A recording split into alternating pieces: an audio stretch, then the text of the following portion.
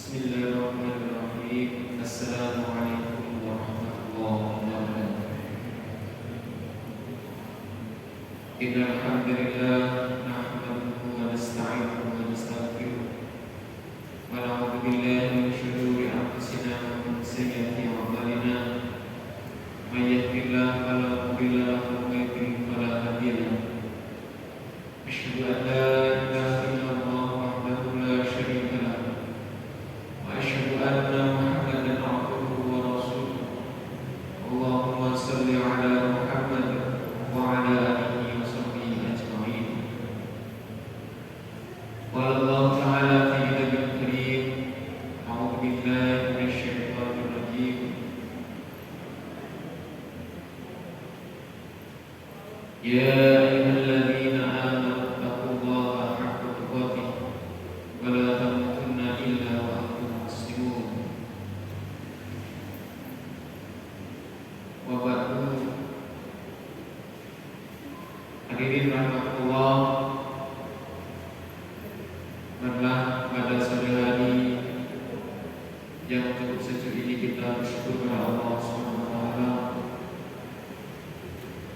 karena anugerah nikmat iman sehat, dan Allah memberikan kesempatan kepada kita untuk bisa melaksanakan sholat asar secara berjamaah. Semoga amal ibadah kita diterima oleh Allah Subhanahu wa taala. Amin ya rabbal alamin. Selawat dan salam semoga terlimpah kepada Nabi Muhammad sallallahu alaihi wasallam, beserta keluarga, sahabat, dan semoga sampai kepada kita sekalian. Hadirin rahimakumullah, pada kajian sore hari ini mari kita bersama-sama mempelajari ulang bagaimana adab kita dalam bermajlis. Majlis yang mulia ini, majlis ilmu, majlis taklim, insyaallah akan dihadiri oleh para malaikat yang akan memanggil orang-orang yang hadir pada saat itu. Dalam artian bahwa untuk menghadiri majelis ilmu tidaklah dengan cara yang serampangan, asal datang kemudian tidak memiliki adab-adab atau akhlak dalam bermajelis. Untuk itu mari kita kaji satu persatu apa saja yang harus kita lakukan dalam menghadiri sebuah majelis. Yang pertama adalah menggunakan pakaian yang terbaik. Hadirin rahimakumullah, kita di sini hadir di tempat ini atau hadir di majelis ilmu itu sudah memiliki niat yang kuat, sudah ada persiapan.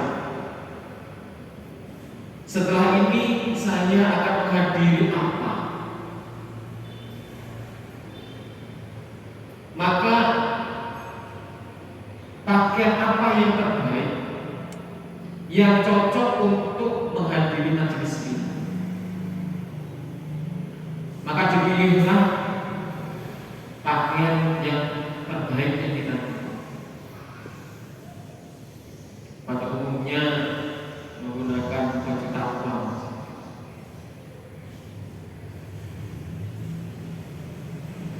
Kenapa sangat penting ketika kita berpakaian yang sesuai dengan majelis yang kita hadiri akan berpengaruh kepada kondisi psikologi kita. Kita menyatakan kepada guru kita bahwa kita ini sudah siap, baik secara fisik maupun mental. Yang kedua adalah disarankan membawa catatan.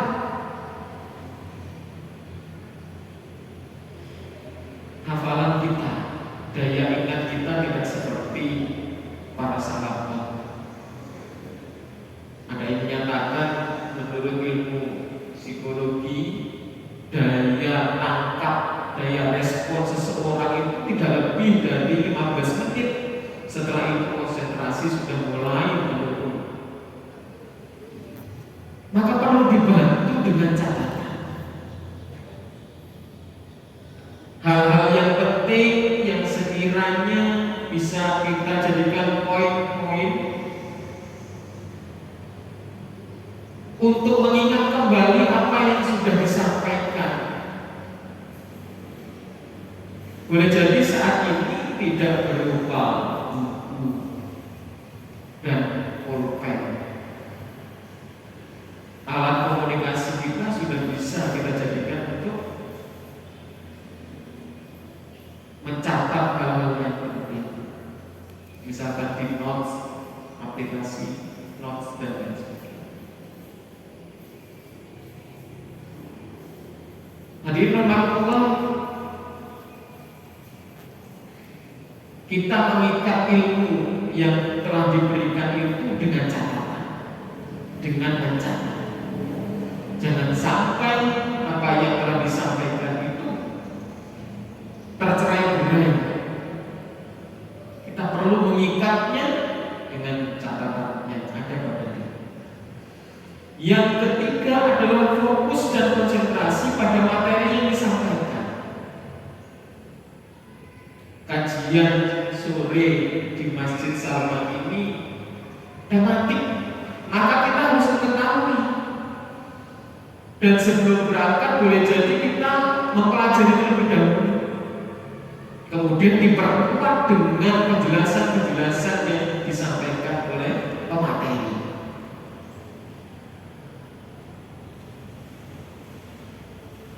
Fokus, konsentrasi.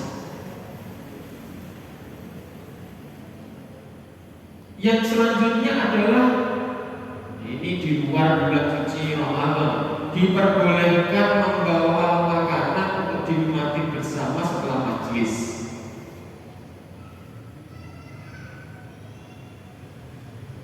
Rasulullah ketika awal dakwah itu menggunakan prinsip ini: salam, to'am, kalam. Menyampaikan salam itu kemudian diajak makan, baru menyampaikan apa yang risalah yang dibawa oleh Rasulullah Muhammad SAW. Pada awal-awal masa dakwah yang bersifat sirriyah, Rasulullah menghadirkan keluarganya dari Bani Hashim, kemudian mempersilahkan masuk ke rumah beliau, kemudian dipersilahkan terlebih dahulu makan. Dan ketika itu ditunjukkan mukjizat Nabi Muhammad. Apa yang telah disajikan itu setiap diambil kemudian dimakan itu kembali seperti semula. Dalam sebuah riwayat Rasulullah mempersilahkan yang hadir merasa makan sepuasnya. Mudah-mudahan kita dipanjangkan usianya, ada majelis seperti ini, kemudian ada sajian-sajian pasca kita taklim. Yang selanjutnya adalah mengajak teman, tetangga, saudara untuk bersama-sama kita bermajelis. Hadirin rahimakumullah, mengajak orang dalam kebaikan memang cukup mudah. Namun bagaimana hati mereka tergerak untuk bisa hadir, meyakinkan mereka ini yang tidak mudah. Bahkan dalam dakwah itu amar ma'ruf mudah, tapi nahi mungkar yang benar. Mencegah orang untuk berbuat keji dan mungkar itu tidak mudah. Butuh power, butuh kemampuan, butuh strategi. Nah sekarang ini kita mengajak orang untuk hadir di majelis taklim itu juga tidak mudah. Banyak sekali acara kegiatan yang berada di luar yang boleh jadi untuk ukuran mereka lebih menarik. Maka apabila kita bisa mengajak saudara kita, keluarga kita, maka insya Allah kita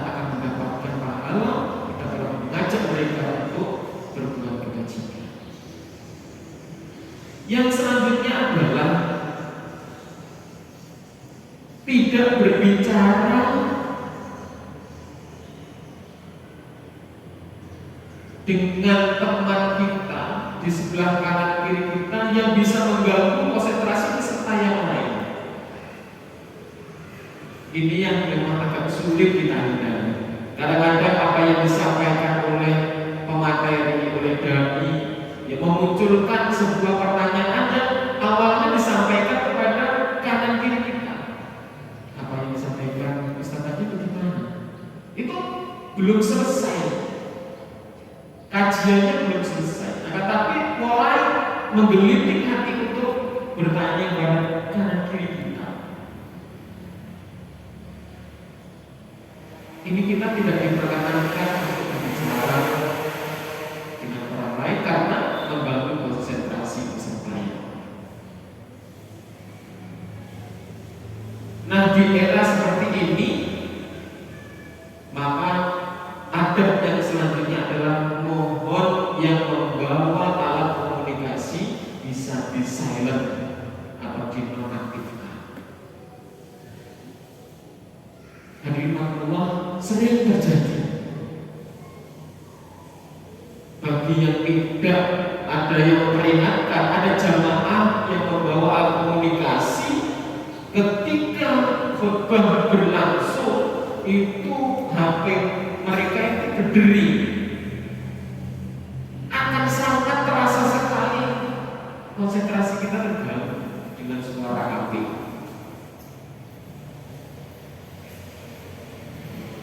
Yang lebih parah lagi adalah ketika sholat dilaksanakan, masih ada yang lupa untuk men-silent HP-nya, tanpa konsentrasi. Adab yang selanjutnya adalah menjaga kebersihan majelis ilmu. Mungkin kita belum terbiasa jika ada mungkin potongan kertas, bungkus permen, kadang-kadang anak kecil yang membawa kemudian tertinggal di masjid, kita ambil untuk sementara kita masukkan ke saku dulu, itu masih belum familiar. Maka setelah majelis ini, mari kita biasakan ketika ada kotoran, baik itu di musola, di masjid, atau yang masih berada di meja belajar, juga diperhatikan. Bahkan guru yang baik itu adalah sebelum materi diberikan, sebelum berdoa itu mengkondisikan kelas. Jika ada kotoran-kotoran, jika ada sampah yang masih berceceran, muridnya diminta untuk membersihkan. Karena suasana yang bersih, yang nyaman, itu akan berpengaruh kepada suasana belajar. Akan mengganggu perhatian apabila ada seonggok sampah yang kelihatan. Jadi kita bersama-sama menjaga kebersihan. Kita memiliki slogan, yang memiliki mutu, yang memiliki hadis atau syatul iman di beberapa tempat manfaat minal iman, tapi jangan sampai itu hanya sebatas pengingat saja, akan tapi tidak kita laksanakan. Ada yang selanjutnya, etika dalam majelis taklim adalah jika datang terlambat, mungkin yang berkendara itu segera dimatikan mesinnya. Suasana di masjid ini memang cukup dekat dengan jalan raya. Boleh jadi diberi tanda agar tidak membunyikan klakson, agar lebih pelan sehingga suaranya bisa tidak terlalu masuk ke masjid. Bagi yang berniat sengaja untuk menghadiri majelis, jika berkendara mohon segera dimatikan. Kadang-kadang kita enak menyampaikan jamaah yang baru datang, suara kendaraannya cukup keras, kita mungkin secara otomatis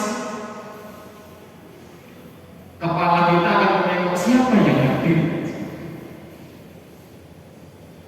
Itu bagi mereka yang konsentrasinya sudah mulai pecah.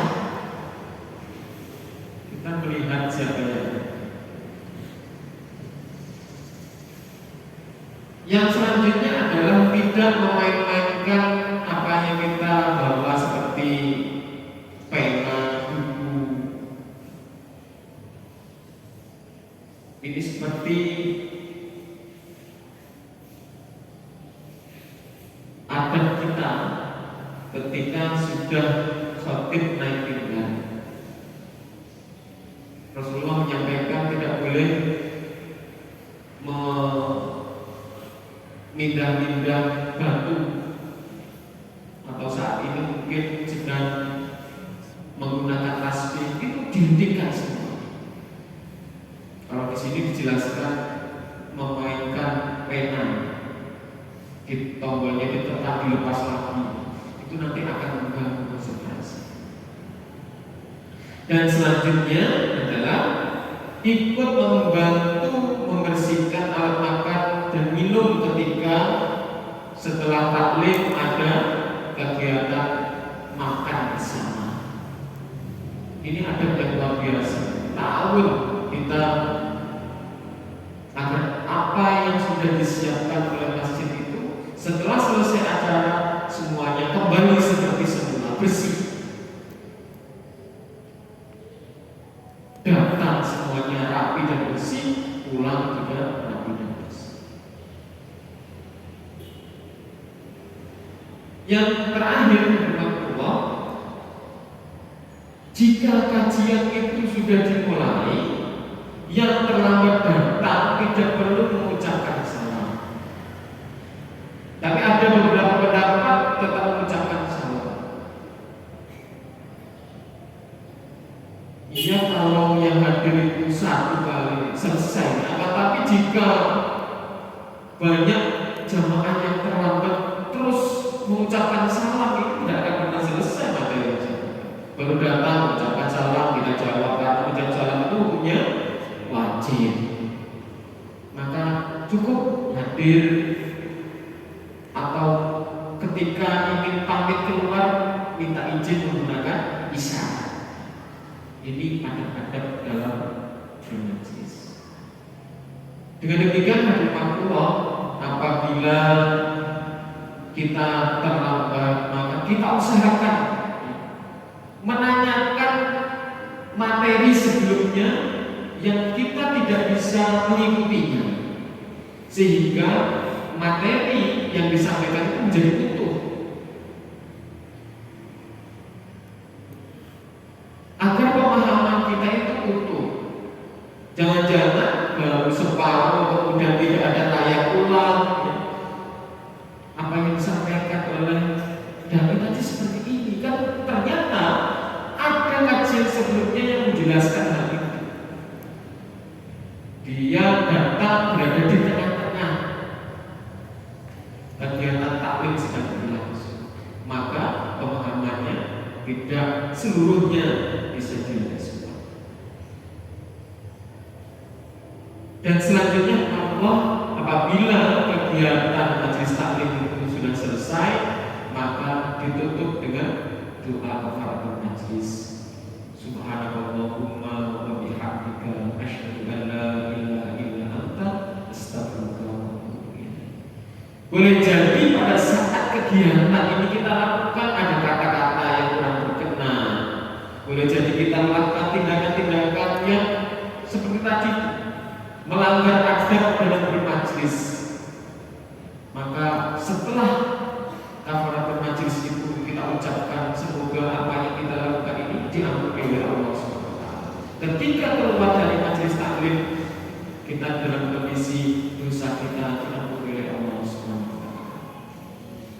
Demikian hadirin rahmatullah, adab-adab bermajlis. Semoga setiap kegiatan majelis taklim yang kita hadiri, kita kita sudah memiliki banyak referensi apa yang harus kita lakukan ketika bermajlis ilmu. Jangan sampai antisipasi adab-adab bermajlis ini sudah disampaikan, kita masih